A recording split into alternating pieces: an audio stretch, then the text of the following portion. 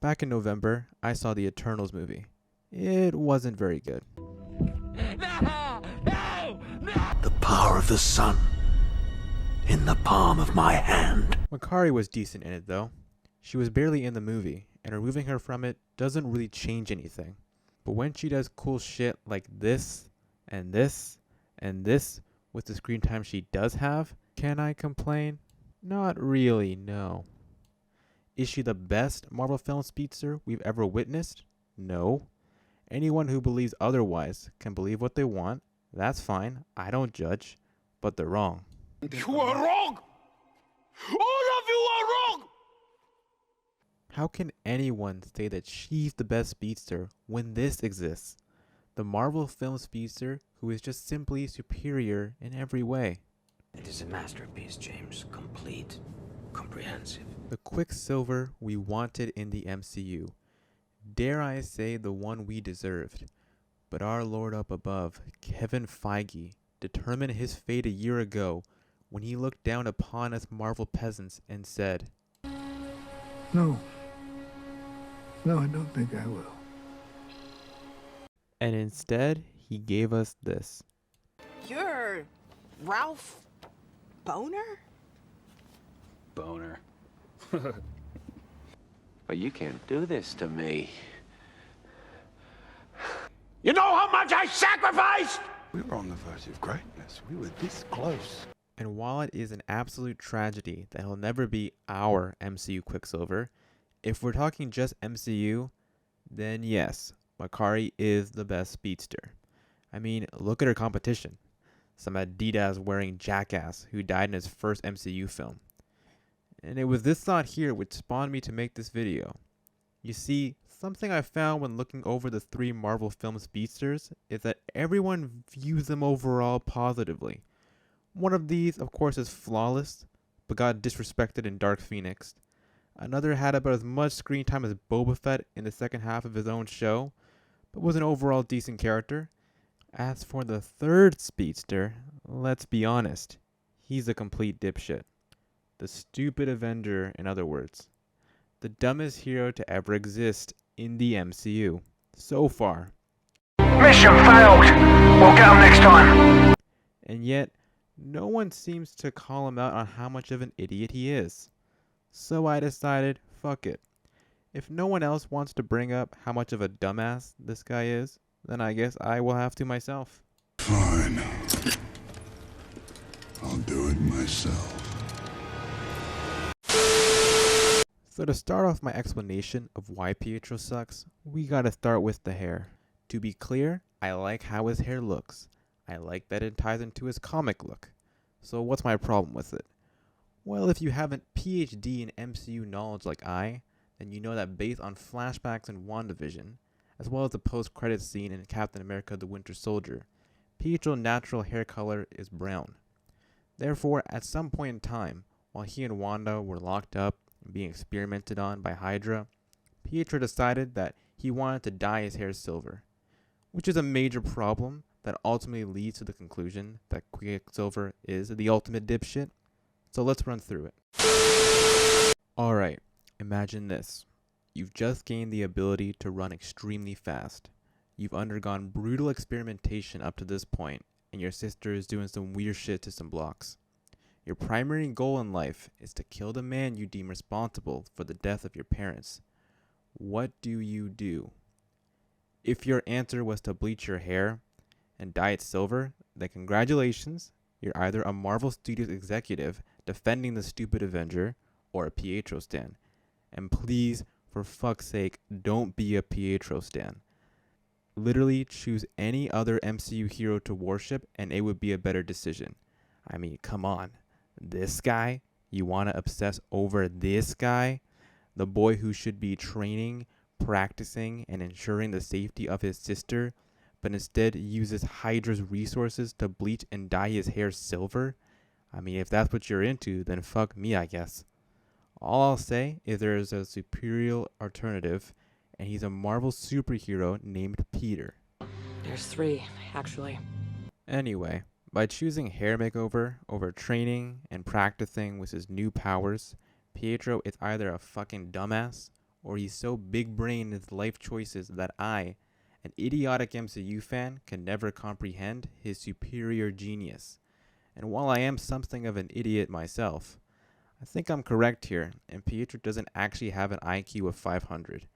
I mean, look at what he does during the final battle.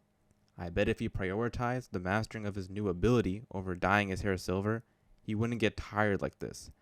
And not to kick him while he's down, but Makari and the superior Quicksilver never got tired like this.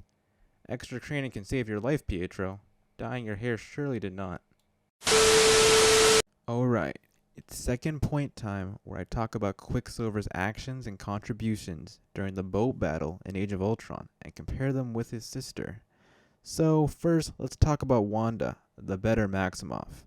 Wanda is able to take out Thor, Black Widow, Captain America, and the Hulk, which is really fucking impressive. The blockfuckery paid off big time. Maybe too well. Yeah, definitely too well.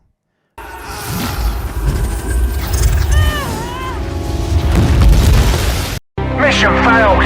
We'll get them next time. Butterfingers. But I forgive you, Wanda. Mainly because I'm something of a Wanda simp myself. Hell, I'd probably forgive you if you killed a certain bald mutant in a wheelchair. Hello there. But that won't happen, so it's okay that I mentioned this purely theoretical occurrence that will absolutely in no way happen in just 2 months. You're definitely totally not going to kill multiple members of the multiverse Illuminati in cold blood. Certainly not. Yeah, she's gonna break Charles's neck, isn't she? It doesn't seem fair. And can I just say that goddamn, when you think about it, the Maximoffs have got a fuck ton of issues. One's got a lower IQ than me, and the other fell in love with a strawberry man, and then mind enslaved the town out of grief before getting told what she did was perfectly fine. They'll never know what you sacrificed for them. Anyway, as I was saying, Wanda's New Jersey town citizen mind enslaving powers allow her to take out 4 Avengers during the boat battle. Now, what did Quicksilver do? He punched a defenseless veteran and proved that he was unworthy before hitting some crates. Hard. Kind of satisfying, to be honest.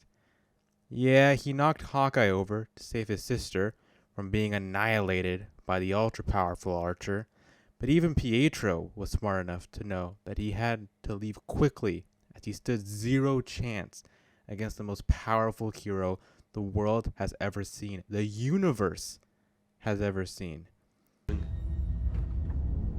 Impossible. Now, for the record, both siblings seemingly acquired their powers around the same time.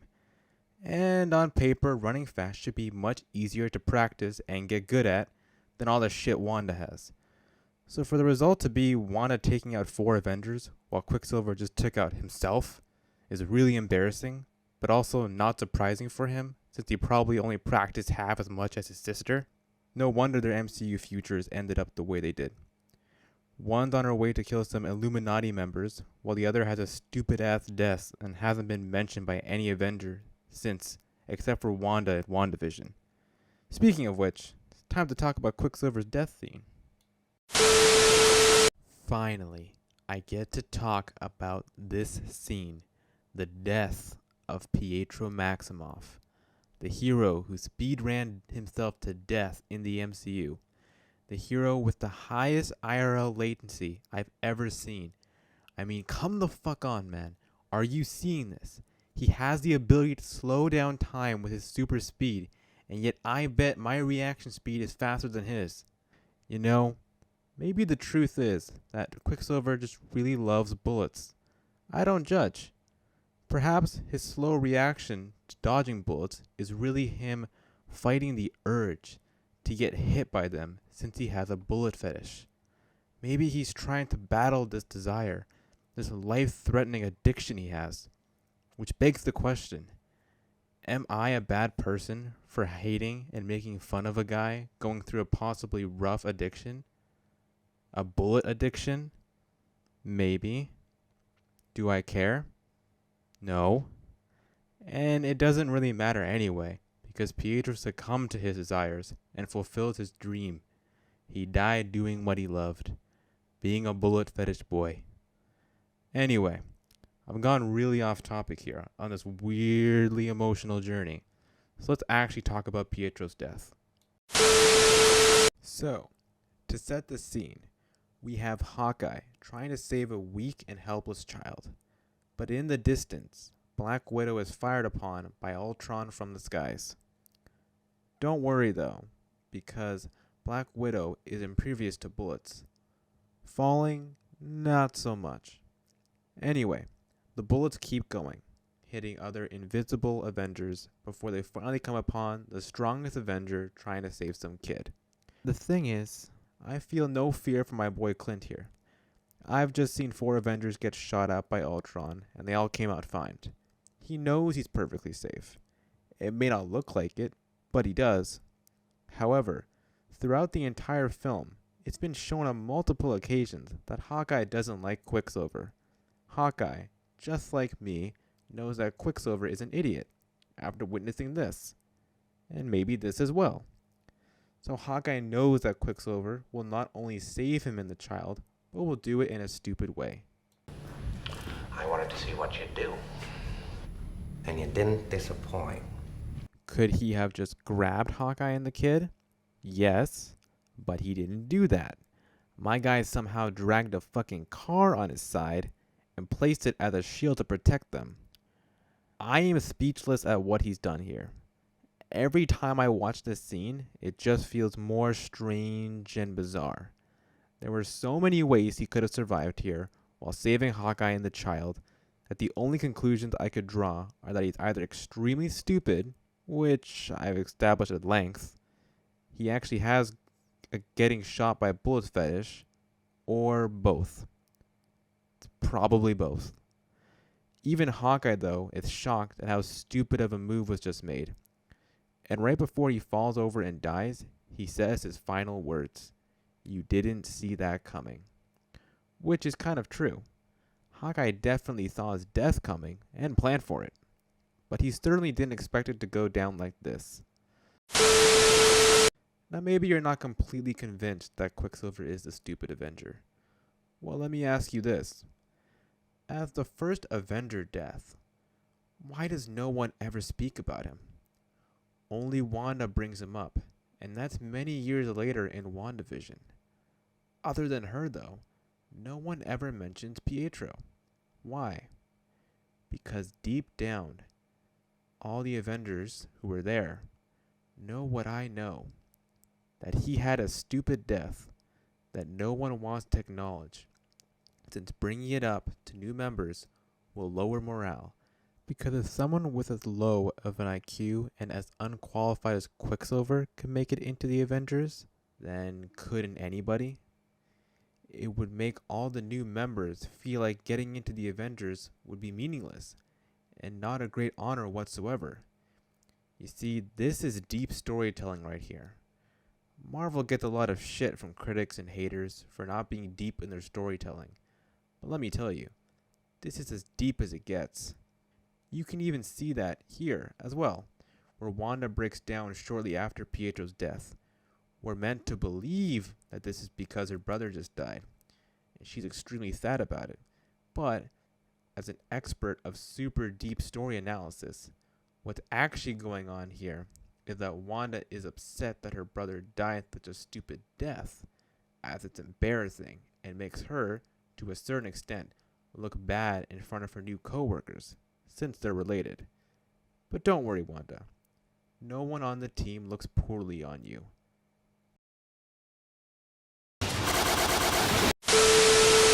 Alright, so what have we learned today? Well, the obvious lesson was that Quicksilver ends the debate over who the stupid Avenger is between Hulk and Thor in Ragnarok, since, well, it's obviously him. But you know what? The sad thing to pull from all this is that with the better Quicksilver having been seemingly wasted in the MCU by just being a boner joke, we're probably never going to get a good version of the character in the MCU. I do, however, think there's a deeper message to pull from the MCU through Quicksilver's arc, which is the following. With great power comes great responsibility. Quicksilver, buddy. You've taken your eye off the ball.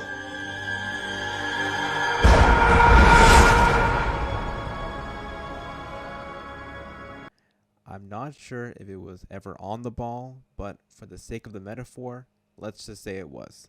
The point is that when you don't focus on the job at hand and instead are distracted with dyeing your hair, lifting Thor's hammer, and punching elders, you end up unprepared for the Sokovia fight and die like a jackass. But not all hope is lost for Marvel just yet, because I'm gonna say this. If Aaron Taylor Johnson's Pietro Maximoff does show up in the Multiverse of Madness, I think he could actually be good. Yeah, it'll probably only be for one film for nostalgia's sake, but when has the use of nostalgia in a movie franchise ever gone wrong?